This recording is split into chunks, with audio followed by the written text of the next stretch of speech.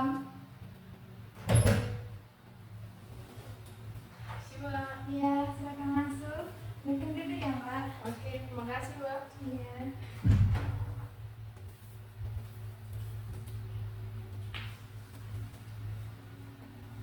Gimana Mbak kabarnya? Alhamdulillah baik, Mbak. Sehat. Alhamdulillah ya kalau baik dan sehat. Mbak sendiri? Alhamdulillah juga sehat. Tadi di kesini tadi dengan siapa? Saya kesini diajak teman, Mbak. Saya nggak tahu soalnya tempat ini. Oh, tahunya dari teman ya? Iya. Oh iya. Suasana di jalan tadi gimana? Kayaknya panas banget ya? Panas banget, Mbak. Sumpah. Panas banget. Sampai kayak pada ini kan udah sore. Oh iya. Terus kayaknya udah mendung dikit kayak gitu. Tapi kayak panas matahari itu kayak masih Nusuk-nusuk ya? Bisa nusuk gitu di tangan. Saya lupa juga pakai sunblock tadi, Mbak. Sunscreen nggak? Pakai sih kalau di muka. Kayaknya di sini tangan saya belang karena saya yang bawa motornya. Waduh. Itu yang ditakutin cewek ya? Iya. Paling ditakutin belang tuh ya? Karena mengurus belang itu susah, Mbak. Iya iya. Lebih susah di tangan daripada di muka. Iya itu benar sekali. Iya. Panas-panas gini enak minum es ya enggak? Enak banget, Mbak, minum es sekarang. Suka nggak minum es? Suka lah, jangan tanya. Oh waduh. Suka banget kalau minum es gitu, Mbak. Mbak sering minum esnya di mana atau ada tempat rekomendasi gitu? Nah, kalau sekarang itu saya suka minum es Jelly Bar depan kampus. Kampus Winpas itu ya? Iya. Oh iya Mbak juga sering kok di situ. Oh, Mbak tahu? Iya tahu. Enak kan, Mbak? Iya enak banget. Apalagi kalau esnya banyak. Iya. Aduh, Aduh. saya jadi kepengen nih sekarang. Gimana nanti kalau sudah ini kita minum es bareng? Boleh. Ide bagus. Kamu yang terakhir. Boleh. Oh udah. Asal nanti kalau saya sudah cerita aja ya, Pak ya.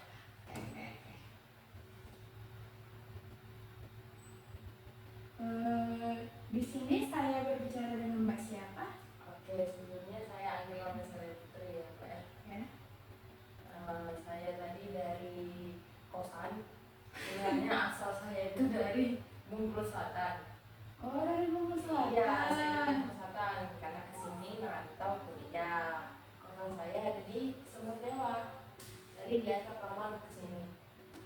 Mbak juga itu ibu Mbak juga asalnya dari Bengkulu Selatan. Kalau boleh tahu Mbak di Bengkulu Selatannya di mananya? Saya di Bengkulu Selatan itu orang tua saya kan ada di Bengkulu Selatan. Ayah saya dari Bengkulu Selatan, ibu saya dari Bengkulu Selatan. Cuma beda kecamatan aja. Kayak saya kecamatan mana, sedangkan ibu saya itu kecamatan Pinong, Mbak. Di desanya itu di tempatnya itu kayak masak urat lebar gitu, Mbak. Oh di Ulang Lebar. Iya. Mbak tahu nggak? Nggak tahu. Tahu kayaknya tahu masaknya. Emang kakak enggak sih? Iya. Oh. Sebenarnya masak itu tuh beda sama urat lebar. Lemang tapak itu ada di urat lebar di desa saya. Saya tahunya lemang tapenya karena orang tua saya orang Bengkulu Selatan tapi di kotanya. Kota mana? Oh, di kota mana? Di mananya di kota mana, Mbak? Dekat taman, tahu nggak? Taman Merdeka. Iya. Tahu? Sering main ya? Nggak juga sih, tapi kayak tahu aja orang siapa sih yang nggak tahu Taman Merdeka gitu kalau orang mana Tempat yang keren. Ya. udah banget tempat banyaknya remaja-remaja anak main-main. Mbak pernah melakukan konseling sebelumnya? Belum pernah, baru pertama sekali dan baru tahu karena diajak teman ini baru pertama sekali dan baru tahu. Mbak melakukan konseling ini atas kehendak sendiri atau ada dorongan dari orang lain? Nah itu dorongan dari orang lain kayak dipaksa-paksa dikit. Oh kamu konseling dulu ya, pokoknya hari ini kamu konseling, pulang kampus kamu konseling, nanti saya antar. Oh Ya iya. udah saya ikut aja. Sebelumnya Mbak sudah pernah melakukan konseling? Oh enggak, Mbak, ini baru pertama sekali. Perdana ya Mbak? Iya. Nanti pada saat sesi konseling, Mbak harap Mbak nggak usah takut, nggak usah ada yang tutupi, sampaikan saja. Nanti apa yang Mbak sampaikan kita jaga kerahasiaannya, kita sama-sama jaga ya. Iya, makasih, Mbak. Saya nanya dulu Pak, Boleh. konseling ini beberapa menit ke depan jadinya, atau bisa bisa nggak saya minta kalau saya udah bosan saya minta berhenti aja, bisa nggak? Bisa. Makasih ya Mbak, sebenarnya itu udah mungkin takutnya nanti saya keburu bosan gitu mau pulang. Gimana kalau kita buat kesepakatan aja? Biar menit-menit. Oke Mbak, dari Mbak berapa menit? Boleh, Mbak? Kalau 20 menit aja gimana Mbak? Kayaknya nggak kesampaian semua apa yang diceritakan kalau cuma 20 menit. Kira-kira berapa? Kalau 1 jam gimana? Kepanjangan nggak sih Mbak 1 jam? Saya orangnya mudah bosan kalau kayak gini. Jadi 45 menit. Ya. 45 menit, 30 lah, nego dikit. Ya udah. 30 menit ya. Oke, 30 menit. Baik, kita mulai saja ya. Oke. Baik, permasalahan atau apa yang mau Mbak sampaikan dalam sesi konseling kita? Oke, sebenarnya saya itu juga sedikit bingung sih Mbak mau menyampaikan apa, tapi karena ini dipaksakan ya, teman-teman dan keluarga itu mengatakan kalau saya itu emosinya sedang tidak stabil. Kadang-kadang marah, kadang-kadang ketawa, atau kadang-kadang moodnya itu berubah-ubah. Jadi itu yang membuat mereka kadang-kadang, ayolah kamu konseling dulu. Kayaknya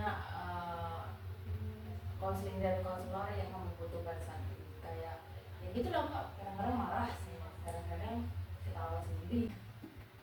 Yang membuat Mbak marah atau emosi Mbak yang tidak stabil itu biasanya karena apa atau ada penyebabnya gitu? Iya, penyebab marah itu sebenarnya ada Mbak. Tapi itu kayak saya tuh nggak bisa melihat segala sesuatu yang berantakan. Jadi kalau ada barang saya yang berantakan atau apa yang saya lihat itu berantakan, spontan itu akan memancing amarah saya gitu Mbak. Saya akan emosi dan apapun yang ketemu dengan saya itu akan saya marahi. Kayak contohnya ada pena yang berantakan gitu. Ya, yang membuat pena berantakan itu si teman saya pasti akan langsung marah. Pena itu nggak harusnya di situ, kamu harusnya letaknya di situ. Nah, itu yang menunjukkan mungkin mereka menyimpulkan kalau saya marah, padahal itu tuh kayak kesel aja, belum belum yang marah-marah banget belum. Berarti dalam bentuk emosinya dalam hal apapun ya? Iya, untuk sekarang ini. Biasanya Mbak melampiaskan emosinya dalam bentuk apa? Kalau saya melampiaskan emosi itu kalau sudah benar-benar emosi gitu ya, udah benar-benar malah itu ya cuma hanya diam. Tapi kalau saya masih yang kayak ngomong ngoceh-ngoceh itu masih standar marah saya belum terlalu tinggi. Tapi kalau udah diam itu udah beda server, marahnya itu udah yang lumayan tinggi. Karena saya tipe orangnya itu kalau marah diam. Oh ya. Berarti kalau Mbak marahnya sudah levelnya paling tinggi ya, berarti diam ya? Iya, saya mendiamkan banyak orang itu sampai bisa berminggu-minggu loh. Pemicu yang sering terjadinya Mbak emosinya nggak stabil tuh apa? Ya itu tadi, terkadang ada yang membuat berantakan barang-barang, ada yang seketika mungkin kalau saya lagi capek gitu Mbak, ada yang ngajak-ngajak bercanda. Bercanda itu kan nggak apa-apa, tapi kayak waktunya itu loh yang nggak tepat gitu. Tiba-tiba saya lagi capek pulang kampus kan sekarang sore Mbak, terus tiba-tiba datanglah ke kosan gitu kan ngajak bercanda. Itu kan kayak nggak wajar aja gitu Mbak. Nah, dengan spontan saya bisa marah. Keadaan ini sudah berapa lama Mbak alami? Kalau yang sekarang ini yang saya alami masih tidak stabil ini sebenarnya baru-baru sih Mbak, kayak seminggu yang lalu, baru mulai itu seminggu yang lalu yang nampak gitu dari teman-teman saya yang keluar itu seminggu yang lalu. kan tadi Mbak mengatakan bahwa Mbak itu kan sering ketawa-ketawa sendiri, maka munculnya persepsi bahwa teman-teman Mbak menganggap Mbak tuh aneh. Disuruhlah Mbak konseling. Jadi apa sih penyebab dari teman-teman Mbak itu menganggap bahwa Mbak itu ketawa-ketawa sendiri itu berperilaku aneh? Saya itu sebenarnya ketawa-ketawa sendiri itu ada alasan juga. Kayak lagi nonton film video-video lucu itu kan spontan kan kita ketawa. Mungkin saya itu juga akhir-akhir ini sering mengingat kejadian-kejadian lucu yang masa lampau terjadi. Nah, ketika saya mengingat itu, saya ketawa. Kan lagi nggak pegang HP itu Pak, kalau apa. Nah, mungkin teman-teman melihat saya tuh kenapa sih Angel ini ketawa-ketawa sendiri gitu. Padahal yang diingatan saya itu adalah momen-momen lucu yang di masa lampau gitu. Buat saya ketawa gitu. Bukan yang kayak tiba-tiba aja ketawa, itu enggak.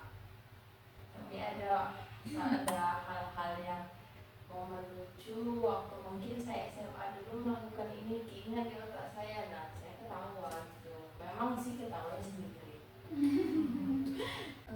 Respon teman-teman Mbak ketika melihat Mbak tertawa atau sering marah-marah itu gimana? Ya nggak ada coba, kayak mereka tuh kalau melihat saya ketawa tiba-tiba ketawa tiba-tiba marah tuh kayak ngomong, enggak, kamu kenapa sih kok akhir-akhir ini beda banget gitu, kayak gitu aja. Jadi yang dipikirkan Mbak pada saat mereka ngomong kayak gitu apa? Nah, malah yang saya pikirkan itu, saya tuh nggak apa-apa loh. Saya malah berpikir mereka yang aneh. Kenapa mereka berpikir saya gila? Kenapa mereka berpikir kalau saya nggak baik-baik aja? Padahal kan itu saya baik-baik saja. Yang terjadi itu kan ada pemicunya gitu. Gitu ya. Oke, kira-kira emosi yang tidak stabil ini pernah terjadi di masa lalu? Pernah Mbak. Waktu itu saya SD, kelas 6 SD. Enggak, bukan kelas 6 SD, kelas 4 SD. Mohon maaf ya Mbak. Kelas 4 SD, waktu itu memang sih saya tiba-tiba nangis, tiba-tiba marah, terus nggak lama setelah itu saya ketawa. Tapi itu saya sadar, bukan kayak itu dia mengatakan kalau saya itu kesurupan lah atau padahal enggak, saya sadar waktu itu.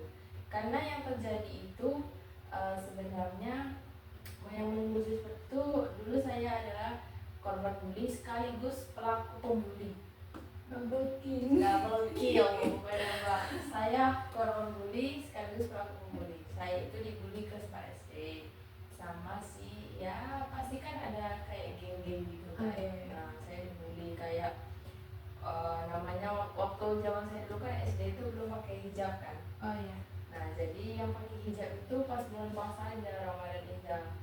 Nah, pas Ramadan itu kan ada yang namanya persuanan kilat gitu kan Mbak. Iya. Nah, pakai hijab saya itu ditarik-tarik loh Mbak, ditarik-tarik kayak ya dari belakang itu sampai saya dijebak gitu, terus kayak dihina, kayak kamu itu pakai jilbab itu nggak bagus loh kayak gitu, kayak hina gitu. Nah, jadi perasaan sedih itu menumpuk di saya, perasaan marah itu juga menumpuk. Nah, mengekspresikan itu dengan cara seperti itu, saya terkadang saya menangis, terkadang ketawa aja memikirkan kebodohan saya waktu kelas 4 SD itu. Nah, jadi di waktu kelas 6 SD saya itu kayak mikir, kalau kelas 4 SD saya dibully, kenapa saya tidak bisa membuli orang? Jadinya kayak balas dendam gitu Mbak, balas dendam ke ya di kelasnya yang lain gitu, balas dendam. Tapi contoh bulian saya itu kayak membuli saya itu sebagai kayak ketua geng gitu Mbak. Jadi ketua geng. Jadi kalau mau jajan-jajan tuh harus ngejajani saya dulu, baru mereka yang jajan. Tetap pakai uang saya, tapi saya nggak jalan, mereka yang jalan. Saya cuma santai aja kayak bos-bos gitu loh Mbak. Nah, kalau nggak diturutin, ya itu saya marah. Itu pemicunya Mbak waktu itu dulu, di masa lampaunya. Mungkin sekarang terjadi lagi dari minggu ini gitu Mbak. Biasanya Mbak kan sering tertawa sendiri dan menangis tiba-tiba. Pada waktu kapan nangisnya itu? Nangisnya itu ketika memikirkan sakit hatinya saya dilakukan pembulian itu waktu itu. Kan saya dibully-bully, dihina-hina gitu kan Pak. Nah menangisnya itu karena itu, menangis kayak saya itu tersiksa banget waktu itu. Kalau dipikir-pikir kayak dibab ditarik-tarik gitu lah. Kan waktu itu pas dibab ditarik-tarik itu saya nggak nangis, pulangnya saya bernangis gitu, tapi ada yang lihat. Kalau bentuk tertawanya sendirinya tuh ya itu tadi, saya ketawa karena memikirkan kayak kok saya bodoh banget gitu nggak ngelawan waktu itu. Makanya saya ketawa sendiri, makanya itu menertawakan diri saya sendiri loh Pak, bukan menertawakan hal lain waktu itu. Orang sudah berdamaikah dengan itu yang orang-orang yang di masa lalu tadi? Kalau yang di masa lalu yang waktu ngebully itu sudah berdamai sih Pak, tapi kalau untuk sekarang itu saya nggak tahu kok tiba-tiba timbul permasalahan yang sekarang. Samakah dengan permasalahan yang dulu sekarang pada masa sekarang? Dia itu hampir mirip sih Mbak, tapi yang terjadi pada diri saya ini tuh dipicu karena lingkungan saya itu loh, kan berubah-ubah. Saya kan anak kuliahan, anak rantau. Jadi ya apa namanya, lingkungan di rumah itu berbeda, lingkungan di kampus berbeda, kadang lingkungan di kosan juga berbeda. Nah itu ketemunya tuh kayak bercampur-campur Pak, toksik gitu. Nah kan kalau campur itu kayak kita sendiri yang pusing, overthinking. Nah itu mungkin yang membuat saya marah-marah terus ketawa-ketawa, capek ketemu yang toksik di rumah. Pas lagi pulang kampung gitu kan, balik ke kampus capek lagi ketemu yang toksik di kampus, pulang ke kosan sama juga, kayak nggak ada tempat tenang gitu. Iya. Bentuk toksiknya seperti apa? Bentuk toksiknya itu kayak perkataan loh, yang perkataan itu kalau menurut saya sih kasar-kasar, kayak menghina, men-shaming gitu. Saya itu tuh kadang walaupun bukan dilakukannya kepada saya, tapi kalau kita melihat itu kayak miris banget kan, kayak menjadi pikiran kita sendiri. Oh nanti kalau saya yang dikatain seperti itu gimana ya responnya?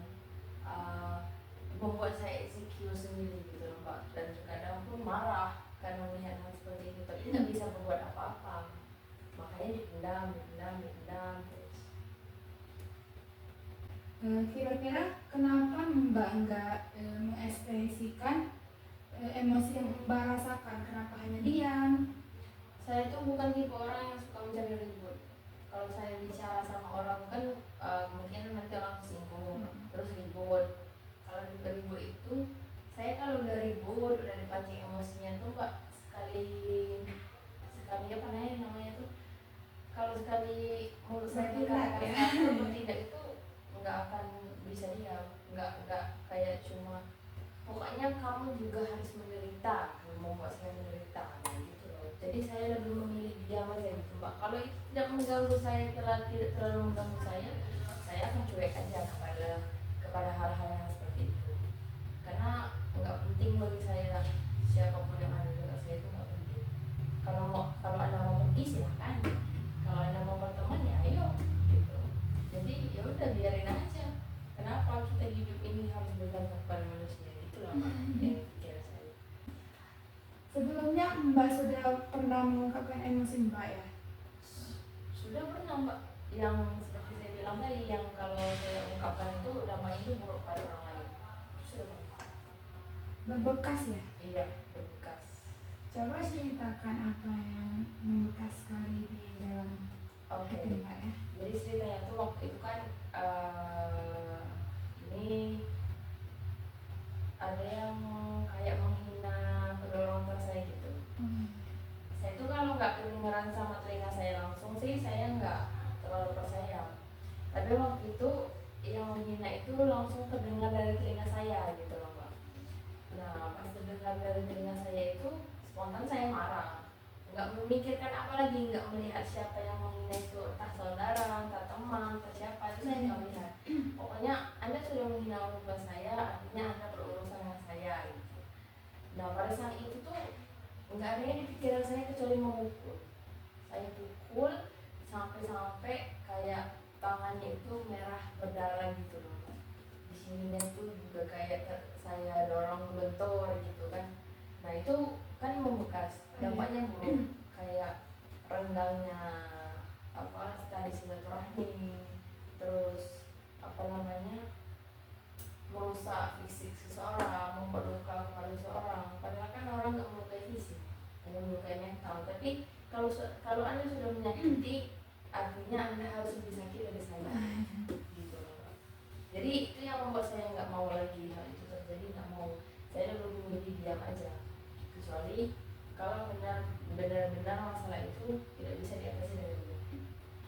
Responnya orang yang Mbak sakiti tadi gimana? Responnya yang sama, marah, tapi dia nggak bisa berbuat apa-apa. Dia kayak kaget gitu, kayak anak kecil itu tuh waktu itu kan saya belum selesai Inggris. Kayak dia berpikir kok anak kecil itu bisa berbuat seperti ini gitu, kayak kaget, terus mau marah nggak bisa lagi. Ya sampai sekarang pun kayak kalau ketemu itu nggak saling sapa gitu, cuek aja. Saya pun nggak terlalu peduli, terserah anda mau gimana. Kalau boleh tahu cerita yang menghinanya gimana ya? Cerita yang menghina itu kayak gini. Saya itu memang bukan dari keluarga yang berada kan, bukan keluarga kaya gitu ya, sederhana aja. Terus mereka kayak menghina, kamu itu, keluarga kamu itu belum ada apa-apanya dibanding keluarga saya. Keluarga saya itu udah punya mobil, rumah bagus, bla segala macam. Karena saya belum. Respon orang tua saya ya cuma senyum-senyum aja gitu. Tapi saya nggak terima, itu kan artinya menghina orang tua saya, menghina kerja keras orang tua saya. Ya, saya nggak terima dihina mentang-mentang saya miskin gitu, kayak dikatain gitu. Saya nggak terima. Ya intinya saya itu dia itu menghina kami itu keluarga miskin gitu loh Pak. Sampai-sampai membawa bibit bobot lah segala macam gitu. Orang yang menghina Mbak itu ada hubungan apa dengan Mbak? Saudara sih sebenarnya. Dari ayah atau dari ibu? Dari ayah. Oh, dari ayah ya. Gimana hubungan Mbak dengan kerabat Mbak yang tadi itu sekarang ya? Iya, sudah baik-baik aja cuma tapi ya mungkin nggak seakrab dulu aja. Yang baik sih baik sekarang. Kenapa Mbak nggak coba cerita kepada keluarga atau ayah dengan ibu tentang masalah yang Mbak alami? Saya itu sulit untuk mengekspresikan perasaan Mbak. Jadi saya nggak bisa cerita. Saya lebih memilih diam aja. Diam ya. Takutan apa yang Mbak pendam selama ini kan sampai nggak bisa cerita dengan orang lain, nggak percaya dengan orang? Saya itu kayak gini loh Mbak. Saya tak mau mengekspresikan diri itu kayak ketika saya bercerita, benar-benar saya cerita orang itu sudah menyanggah. Terus ada juga ketika saya cerita kayak tidak mendengarkan sama HP. Nah itu yang membuat saya takut. Kayak nanti menyepelekan masalah saya. Saya tahu loh masalah itu berbeda-beda, tapi tidak seharusnya menyepelekan masalah orang lain. Karena kemampuan orang lain kan juga berbeda-beda. Nah itu yang saya takutkan. Kayak kita bercerita, saya tuh saat ini sedang mengalami ini loh. Baru mengatakan saya itu sedang mengalami sedih. Dia sudah menjawab, sedih kamu itu belum seberapa sama sedih saya gitu. Lebih berat masalah saya daripada masalah kamu. Kan saya nggak minta pendapat. Saya cuma mau cerita, dengarkan. Itu yang membuat saya takut mengekspresikannya saya. Jadi dapat saya simpulkan bahwa Mbak itu emosinya tidak stabil itu karena suatu hal kejadian yang Mbak ceritakan tadi yang di masa lalu. Mbak itu sudah damai dengan hubungannya, namun dengan masalahnya Mbak itu belum bisa itu berdamai sepenuhnya. Iya, Kak. Belum bisa. Kalau untuk masalah-masalah seperti itu kadang mesti terpikir aja, teringat gitu. dulu pernah melakukan itu, kok bodoh banget. Saya dulu pernah melakukan ini, kok apa namanya nggak berpikir ini seperti apa. Itu masih menjadi pikiran sampai saat ini. Tapi kalau untuk hubungannya sih ya sudah baik-baik aja dengan siapa yang melakukan hal seperti itu. Pada saya sudah baik-baik aja. Tapi ya itu tadi, apa namanya, kejadiannya itu masih membekas saja di pikiran saya dan kadang masih teringat dan mungkin berdampak pada yang saya alami saat ini. Iya, iya. Oke, menurut Mbak terkait masalah yang saya hadapi, ada nggak sih solusi yang relevan gitu agar saya bisa mengurangi rasa emosi yang tidak stabil saat ini? Karena kadang tuh juga capek juga di suruh konseling terus, padahal saya kalau saya baik-baik aja tuh capek gitu. Gimana Mbak menurut Mbak?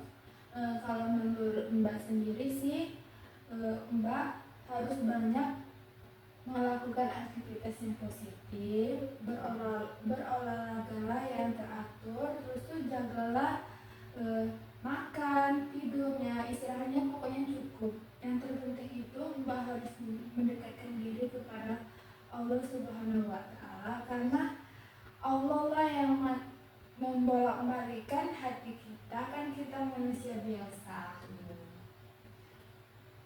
Harapan kedepannya gimana Mbak maunya? Harapan kedepannya ya saya lebih bisa mengontrol emosi saya lebih bisa berpikir positif seperti yang Mbak sampaikan, saya lebih bisa mengatur hidup sehat saya, dan mungkin